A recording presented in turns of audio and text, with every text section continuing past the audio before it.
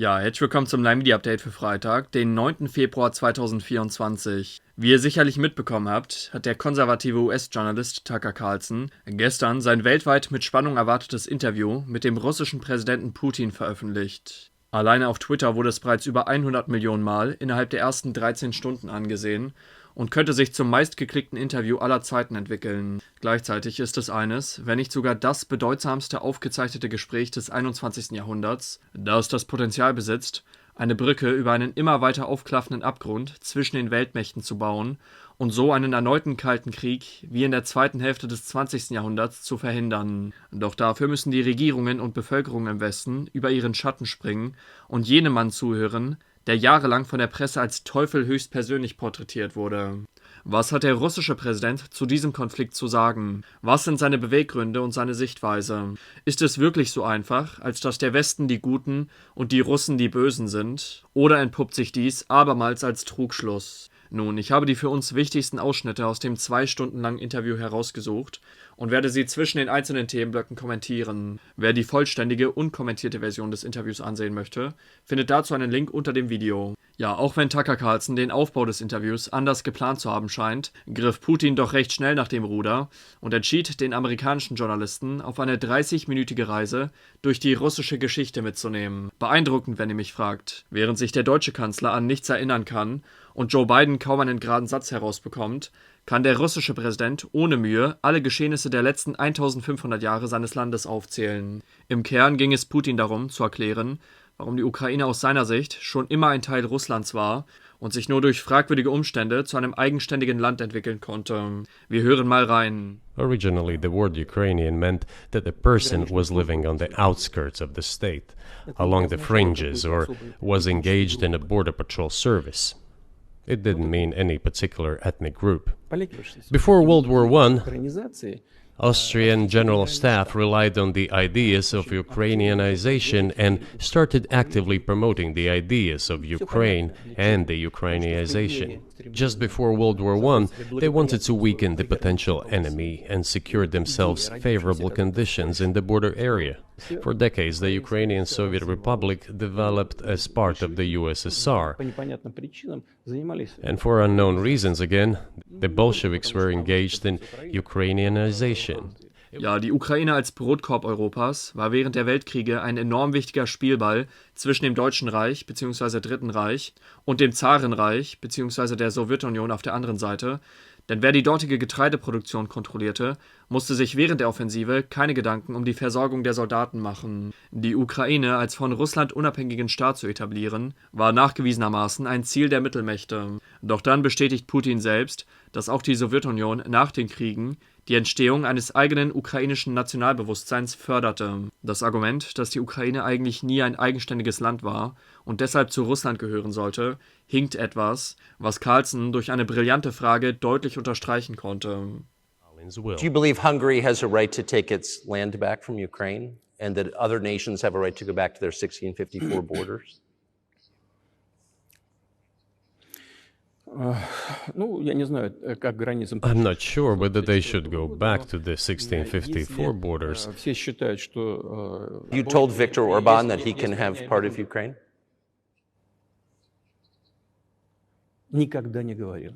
Never. I've never told him. Not a single time. Carlson fragt, ob denn laut Putins Ansicht auch andere Staaten wie Ungarn zum Beispiel das Recht hätten, ihre Grenzen von vor Jahrhunderten wiederherzustellen. Schließlich gehören auch ehemals ungarische Gebiete heutzutage zur Ukraine. Putin sagt, dass er sich dabei nicht sicher sei und der Orban auch nie aufgefordert habe, sich die ehemals ungarischen Gebiete zurückzuholen. Ich bin der Meinung, dass es für den weiteren Verlauf des Interviews, auch mit Blick auf die weltweite Auffassung des Gespräches, von großem Vorteil war, dass Carlson dieses Argument entkräften konnte. Doch weiter im Text. Der nächste Abschnitt ist nämlich für uns Deutsche überaus interessant. Dabei äußert sich Putin zu den Geschehnissen des Zweiten Weltkrieges. So, before World War II, Poland collaborated with Hitler, and although it did not yield to Hitler's demands, It still participated in the partitioning of Czechoslovakia together with Hitler, as the Poles had not given the Danzig corridor to Germany and went too far, pushing Hitler to start World War II by attacking them. Why was it Poland against whom the war started on 1st September 1939? Poland turned out to be uncompromising, and Hitler had nothing to do but start implementing his plans with Poland. Der russische Präsident sagt also, dass die Polen am Anfang mit den Nationalsozialisten kooperierten, sich dann aber nicht an die Abmachung hielten und den im Ersten Weltkrieg gewonnenen Danziger Korridor nicht zurück an Deutschland transferierten, weshalb Ostpreußen von Deutschland abgeschnitten blieb. Mit dieser Kompromisslosigkeit hätten sie den späteren Angriff der Deutschen selbst provoziert. Ja, der Zweite Weltkrieg hatte tatsächlich weit mehr als nur einen Auslöser. Putin hätte noch die zehntausenden deutschen Morde in Westpreußen erwähnen können, doch darum sollte es ja in diesem Interview nicht gehen. Für uns Deutsche ist diese Randnotiz trotzdem sehr interessant.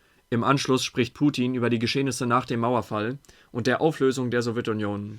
The former Russian leadership assumed that the Soviet Union had ceased to exist, and therefore there were no longer any ideological dividing lines. And let's get into the fact that after 1991, when Russia expected that it would be welcomed into the brotherly family of civilized nations, nothing like this happened.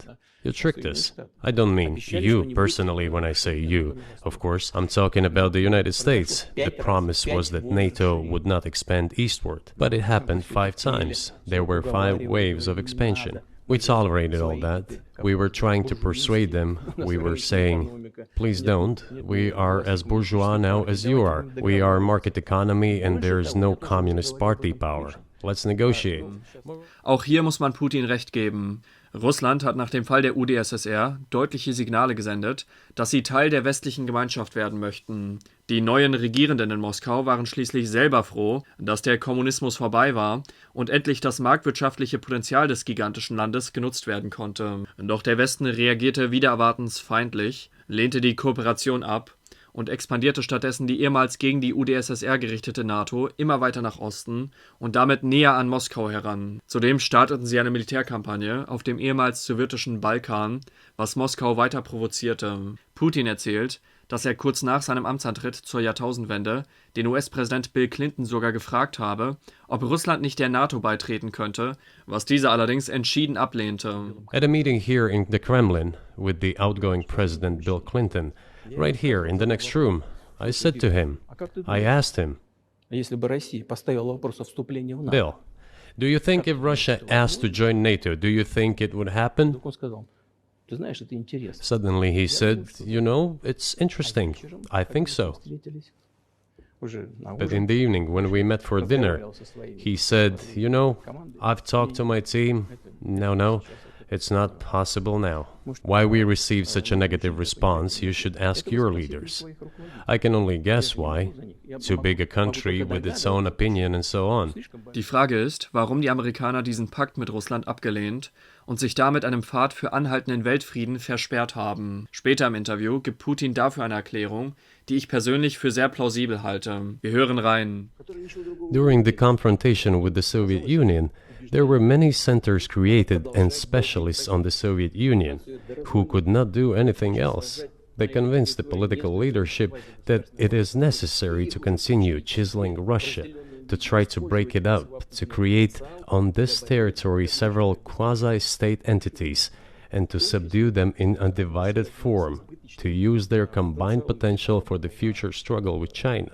Ja, die Amerikaner hatten während dem Kalten Krieg zu viele Behörden aufgebaut, deren einzige Aufgabe darin bestand, die UdSSR zu bekämpfen. So auch der Auslandsgeheimdienst CIA. Diese Behörden überzeugten die politische Führung der Vereinigten Staaten, dass Russland noch immer eine Gefahr sei und in kleinere Staaten zersplittert werden müsse, um diese dann im sich bereits abzeichnenden Konflikt gegen die aufsteigende Supermacht China instrumentalisieren zu können. Die amerikanische CIA als Keil zwischen dem Westen und Russland. Das passt auch zum nächsten Abschnitt, in dem Putin erklärt, dass die CIA Terrorgruppen im Kaukasusgebirge finanziert und mit Waffen unterstützt hat, um den russischen Staat zu destabilisieren.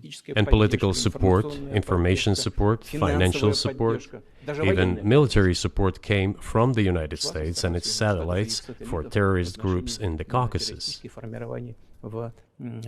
I once raised this issue with my colleague, also the President of the United States. He says, "It's impossible. Do you have proof?" I said, "Yes." I was prepared for this conversation, and I gave him that proof. He looked at it, and you know what he said? "I apologize, but that's what happened." I'll quote. He says, "Well, I'm gonna kick their ass." We waited and waited for some response. There was no reply. I said to the FSB director, "Write to the CIA, what is the result of the conversation with President?" The CIA replied, "We have been working with the opposition in Russia. We believe that this is the right thing to do, and we will keep on doing it." Just ridiculous. Auch das ist relativ gut durch Fakten belegt. Ja, wie wird sich Russland wohl nach der Wende gefühlt haben? Sie lösen selbst die Sowjetunion auf, entlassen Dutzende Staaten in die Unabhängigkeit und wollen dem kapitalistischen Westen beitreten, werden dann aber zurückgestoßen und vom US-Geheimdienst CIA mit Terroristen bekämpft. Tucker Carlson hakt nach, ob das dann bedeuten würde, dass eigentlich die Geheimdienste und nicht der Präsident die Macht in den USA haben, was Putin bejaht. Twice you've described US presidents making decisions and then being undercut by their agency heads. So it sounds like you're describing a system that's not run by the people who were elected in your telling. That's right. That's right.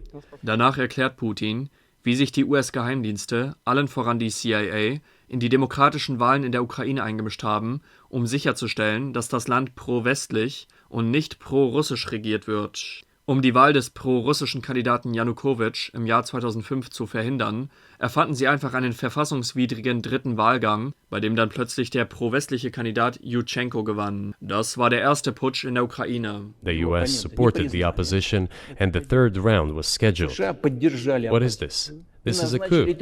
Als dann im Jahr 2010 schließlich doch der aus dem Donbass stammende Janukowitsch an die Macht kam und das Land eher in Richtung Russland ausrichten wollte, funkte die EU dazwischen. Sie lockte Janukowitsch mit einem Freihandelsabkommen, was allerdings auch Russland mit europäischen Waren geflutet hätte, da zwischen Russland und der Ukraine keine Zölle erhoben werden. Putin kündigte daraufhin an, den Zollfreistatus der Grenze aufzuheben, was Janukowitsch zum Umdenken bewegte und den EU-Deal platzen ließ. Daraufhin hat die CIA einen Putsch gegen Janukowitsch angezettelt, der sie mehr als $5 Milliarden gekostet hat, wie Putin erklärt. As the Americans requested, Yanukovych did use neither the armed forces nor the police, yet the armed opposition committed a coup in Kiev.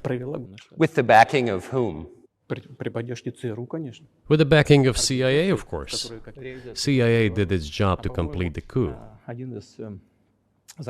I think one of the deputy secretaries of state said that it cost a large sum of money, almost $5 billion. Und unter dem neuen vom Westen installierten Präsidenten Poroschenko wurde ein Bürgerkrieg gegen die russischstämmige Bevölkerung im Donbass losgetreten, bei dem Panzer und Raketen gegen Zivilisten eingesetzt wurden. They launched the war in Donbass in 2014 with the use of aircraft and artillery against civilians.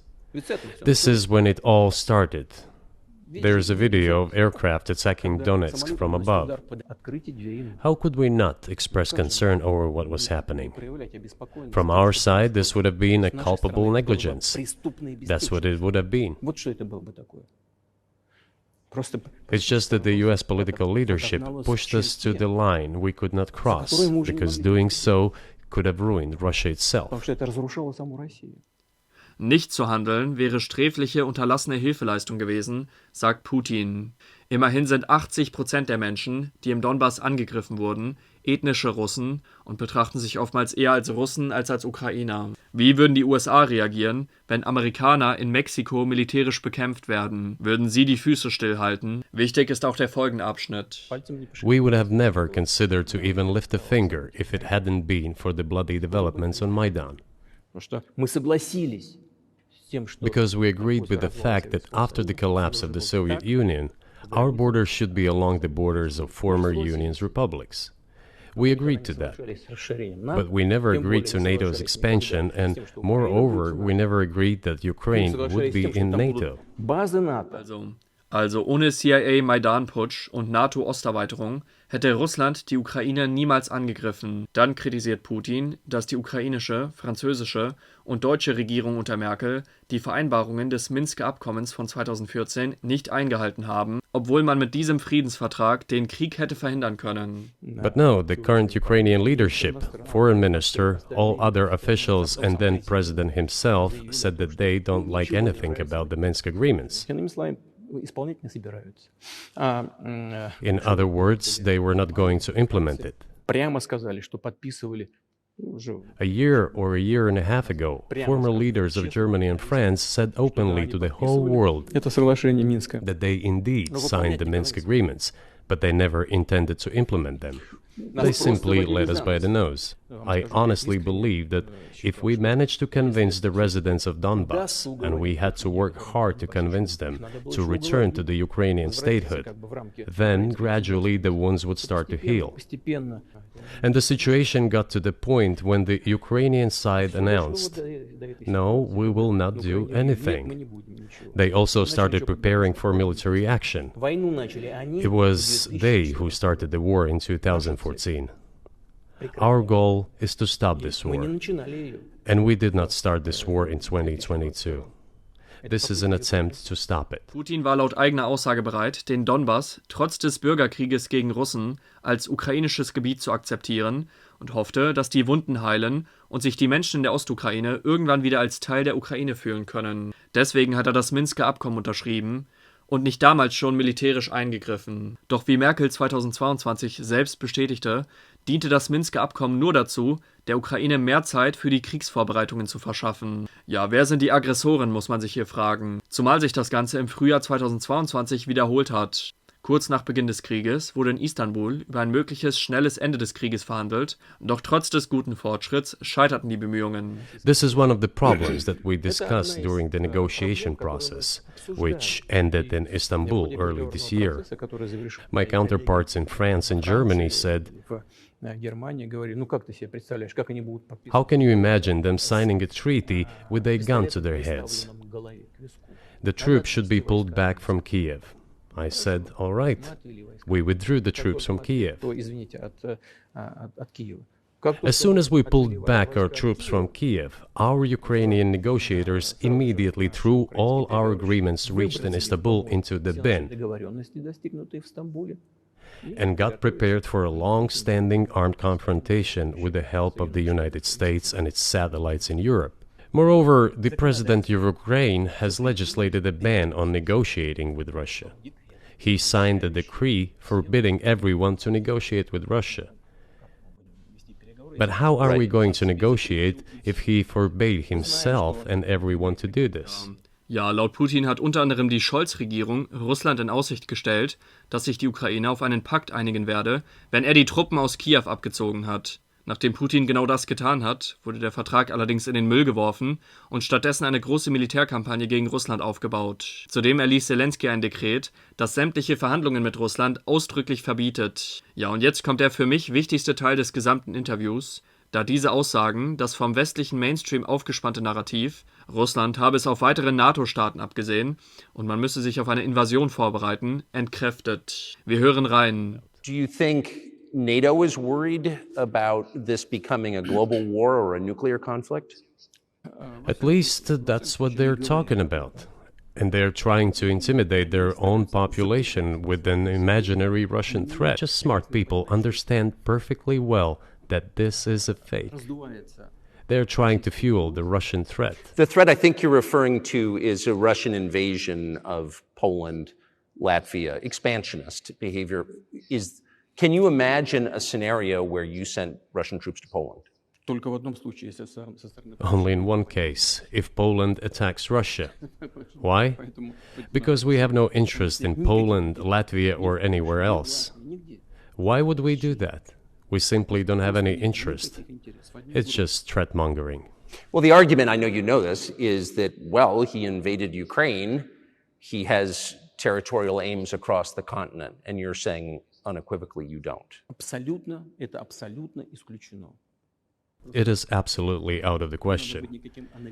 You just don't have to be any kind of analyst. It goes against common sense to get involved in some kind of a global war. And a global war will bring all humanity to the brink of destruction. It's obvious.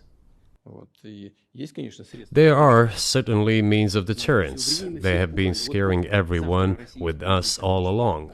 Tomorrow Russia will use tactical nuclear weapons. Tomorrow Russia will use that. No, the day after tomorrow. So what?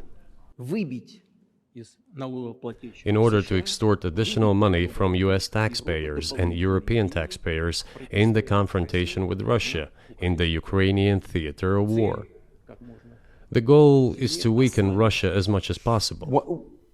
Deutlicher hätte es der russische Präsident nicht sagen können. Es widerspricht dem gesunden Menschenverstand, dass Russland die NATO angreifen würde, da das die Zivilisation zerstören könnte. Das ganze Gerede der Medien und Politik im Westen ist nur Angstmache, um die Entsendung von mehr Steuergeld und Waffen in die Ukraine zu rechtfertigen. Mal schauen, wie der Mainstream das framen will. Der nächste Teil ist für uns Deutsche von besonderer Relevanz. Tucker fragt, wer die Nord Stream Pipeline gesprengt hat. Who blew up Nord Stream?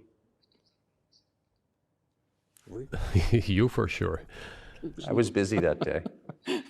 Nate, do you have I did not blow up Nord Stream. Thank you, though. You personally may have an alibi, but the CIA has no such alibi. Why wouldn't the Germans say something about it? This also confuses me. But today's German leadership is guided by the interests of the collective West rather than its national interests. Otherwise, it is difficult to explain the logic of their action or inaction. Also laut Putin hat die CIA das größte Motiv für diesen Terroranschlag auf die deutsche Infrastruktur. Er selbst ist sehr verwundert, dass die Scholz-Regierung das Ganze einfach hinnimmt. Dies zeige, dass sie nicht die Interessen des eigenen Landes vertreten, was für uns natürlich nichts Neues ist. Doch dann sagt er das hier. But one pipe is safe and sound and gas can be supplied to Europe through it. But Germany does not open it. We're ready, please. We're buying liquefied gas at exorbitant prices in Europe, which brings the level of our competitiveness and economy in general down to zero. Those are highly incompetent people. Putin bietet Deutschland wieder Erdgas an, das über die intakte polnische Pipeline empfangen werden könnte. So könnte Deutschland seine Wirtschaft retten, wobei er selbst zweifelt, ob die, Zitat, inkompetenten Leute in der Regierung das überhaupt wollen. Ja, nach alledem, was Deutschland getan hat, ist Russland immer noch bereit, unserem Land dabei zu helfen, seine Wirtschaft zu retten. Dann spricht Putin eine eindringliche Warnung an die Vereinigten Staaten aus, die durch die von ihr selbst ausgelöste weltweite De-Dollarisierung Gefahr laufen, in einer Hyperinflation zu landen, die ihr gesamtes System sprengen könnte. The dollar is the cornerstone of the United States power.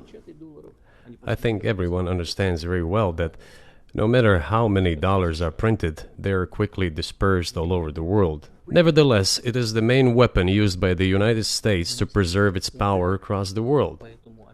As soon as the political leadership decided to use the US dollar as a tool of political struggle, a blow was dealt to this American power.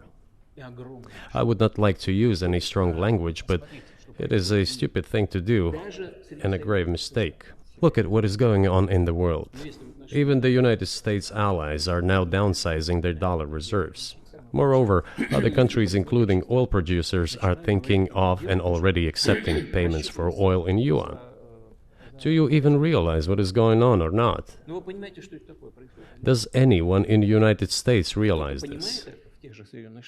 What are you doing? You are cutting yourself off. All experts say this. Ask any intelligent and thinking person in the United States what the dollar means for the US. You're killing it with your own hands. Ich habe in zahlreichen Berichten aufgearbeitet, in welch prekärer Lage sich das Petrodollar-System der USA befindet und was passieren wird, wenn mehr und mehr Staaten ihr Öl nicht länger in Dollar handeln. Russland arbeitet zusammen mit China am neuen BRICS-Machtblock, der insbesondere auch den ölfördernden Staaten einen Ausweg aus der US-Kontrolle bieten wird. Gleichzeitig betont Putin mit Hinblick auf die BRICS aber das Folgende. Listen, you have said that the world is breaking into two hemispheres. A human brain is divided into two hemispheres, but it is still one and the same head. The world should be a single whole. Security should be shared rather than meant for the golden billion. That is the only scenario where the world could be stable, sustainable and predictable. Also auch wenn hier zwei Machtblöcke entstehen, geht es doch darum zu erkennen, dass sie zwei Hälften eines großen Ganzen sind und zusammenarbeiten sollten, um die Probleme der Zukunft zu lösen. Ja, und dann gibt Putin den USA, die von ihrem Thron als alleinige Weltmacht heruntersteigen müssen, den folgenden Rat mit auf den Weg. It is not about the personality of the leader, it is about the elite's mindset. If the idea of domination at any cost, based also on forceful actions, dominates the American society, nothing will change. It will only get worse. But if, in the end, one comes to the awareness that the world has been changing due to the objective circumstances, and that one should be able to adapt to them in time, using the advantages that the US still has today, then perhaps something may change. Wenn die USA den Wandel akzeptieren und lernen, sich anzupassen, dann können sie ihre immer noch vorhandenen Vorteile vielleicht nutzen, um in einer guten Position auf der Weltbühne zu bleiben. Ja, ich glaube, dass genau hier Trump ins Spiel kommen wird, doch dazu mehr in einem anderen Bericht. Nun kommen wir zu der Frage, die sich alle stellen. Wird es einen Friedensvertrag zwischen Russland und der Ukraine geben? Ist Putin bereit zu verhandeln? We have never refused negotiations, indeed. We hear all the time, is Russia ready? Yes, we have not refused. It was them who publicly refused. Well, let him cancel his decree and enter into negotiations. We have never refused. So I just want to make sure I'm not misunderstanding what you're saying. I don't think that I am. I think you're saying you want a negotiated settlement to what's happening in Ukraine. Right. And we made it. We prepared the huge document in Istanbul. We were ready to sign it and the war would have been over long ago, 18 months ago. However, Prime Minister Johnson came, talked us out of it, and we missed that chance. They stopped negotiations. Is it a mistake? Yes. Correct it. We are ready. What else is needed? Laut Putin waren sie also von Anfang an bereit zu verhandeln. Der Westen war es, der den Deal in Istanbul platzen ließ. Doch der Kreml sei jederzeit bereit, die Verhandlungen wieder aufzunehmen. Wenn es also zu einer weiteren Eskalation ohne Gespräche kommen sollte, wissen wir, an wem das liegt. Trotzdem ist dieses Angebot ein sehr positives Zeichen für einen baldigen Frieden, insbesondere jetzt, da hunderte Millionen Menschen diese Worte aus Putins eigenem Mund gehört haben. Russland ist bereit für Verhandlungen. Zelensky braucht nur sein Dekret rückgängig machen und einen Termin vereinbaren. Dann gibt Putin uns noch einen kurzen Einblick in die traditionalistische Denkweise und den Patriotismus der Russen. And if we say that the motherland and the family are specifically connected with each other, it is indeed the case, since it is impossible to ensure a normal future for our children and our families unless we ensure a normal, sustainable future for the entire country, for the motherland. That is why patriotic sentiment is so strong in Russia. It is in the heart. And our culture is so human-oriented. After all, Western society is more pragmatic. Russian people think more about the eternal, about moral values. Die Liebe zur Familie und der eigenen Heimat als Herzstück der russischen Kultur. Können wir uns im Westen eine Scheibe davon abschneiden? Ich glaube schon. Das Interview endet mit dieser überaus hoffnungsvollen Zukunftsaussicht. You know, this probably sounds strange given the current situation. But the relations between the two peoples will be rebuilt anyway. It will take a lot of time, but they will heal. Why are the Ukrainian authorities dismantling the Ukrainian Orthodox Church? Because it brings together not only the territory, it brings together our souls. No one will be able to separate the soul.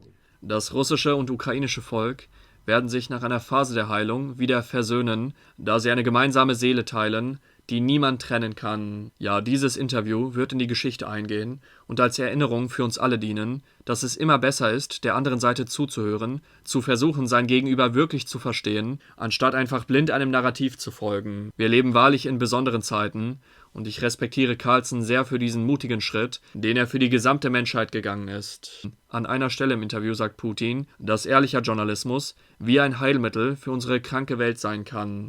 Genau dieser Vision habe ich mich vor über 5 Jahren mit diesem Projekt verschrieben und ich freue mich darauf, auch in Zukunft für euch berichten zu dürfen. Mein Journalismus ist vollkommen kosten- und werbefrei, wodurch meine absolute Unabhängigkeit sichergestellt wird. Trotzdem fließt viel Zeit und Arbeit in diese Videos, weshalb ich jedem von Herzen danke, der mich freiwillig unterstützt und so freien Journalismus möglich macht. Falls ihr einen Beitrag senden möchtet, dann könnt ihr dies bei dem PayPal-Spendenlink sowie die Kontoverbindung tun, die ihr direkt unter diesem Video findet. Ja, mich würde es freuen, wenn ihr auch zum nächsten Bericht wieder einschaltet. Bis dahin wünsche ich noch einen schönen Tag oder schönen Abend, je nachdem, wann ihr das Video schaut. Ciao.